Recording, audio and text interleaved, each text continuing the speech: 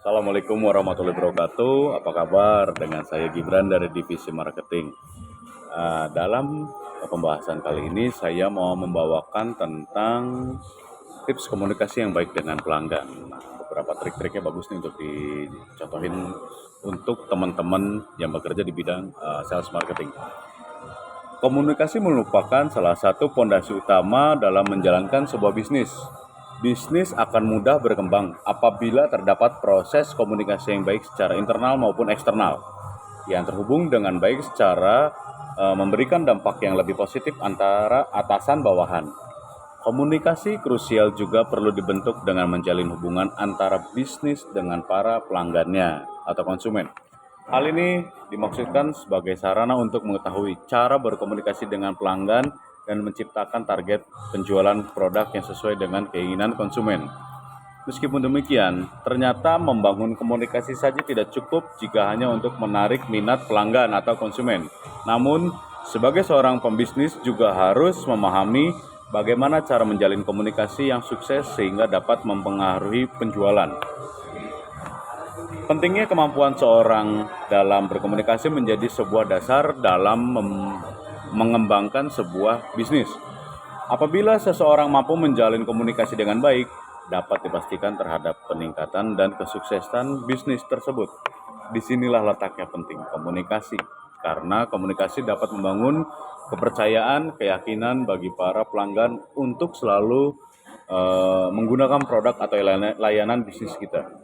Komunikasi yang kuat dengan pelanggan juga dapat memberikan kemudahan dalam mempromosikan brand di masa depan. Mengembangkan hubungan lebih intens dengan pelanggan atau konsumen yang sudah ada dan lebih memahami hal-hal menjadi masalah bagi pelanggan. Dalam menjalin komunikasi dengan para pelanggan, terdapat beberapa cara yang perlu diperhatikan. Berkomunikasi tidak hanya menyampaikan informasi atau mempresentasikan produk saja, tetapi kepekaan terhadap perasaan konsumen melalui seni berkomunikasi yang benar. Lalu bagaimana cara efektif menjalin komunikasi dengan pelanggan? Pertama, memberikan kesan baik pada pelanggan. Kesan pertama merupakan suatu hal yang pertama kali diperhatikan oleh pelanggan. Kenapa? Kesan ini diperhatikan dengan senyuman yang tulus, pakaian yang sopan, jabat tangan yang hangat, ketepatan waktu janjian, bahasa tubuh yang terbuka, jujur, terstruktur saat berbicara, dan yang lainnya. Oleh karena itu, dari kesan pertama ini akan menunjukkan apakah pelanggan akan kembali datang atau tidak. Yang kedua, menebar senyuman dan menjalin komunikasi dengan ramah.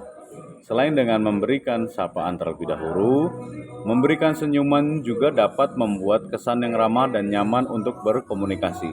Gunakan bahasa yang ramah, halus dan sopan, terutama ketika menjelaskan produk yang kita jual. Yang ketiga, membangun komunikasi personal dengan pelanggan. Penting untuk diperhatikan dalam etika berkomunikasi lebih personal dengan para pelanggan. Selain menyebut mereka dengan sebatas panggilan seperti Bapak atau Ibu, akan lebih baik jika menjalin komunikasi dengan menyebut nama panggilan seperti bentuk penghormatan atau yang lebih personal. Selain itu, pelajari juga kebiasaan pelanggan dalam melakukan pembelian. Seperti metode pembelian seperti apa yang disukai oleh pelanggan. Biasanya dalam pembeli dapat menjadi penghubung bagi pembisnis agar lebih mudah memahami cara mana yang dapat dilakukan untuk mengawali pembicaraan. Yang keempat, gunakan kalimat yang mudah dipahami.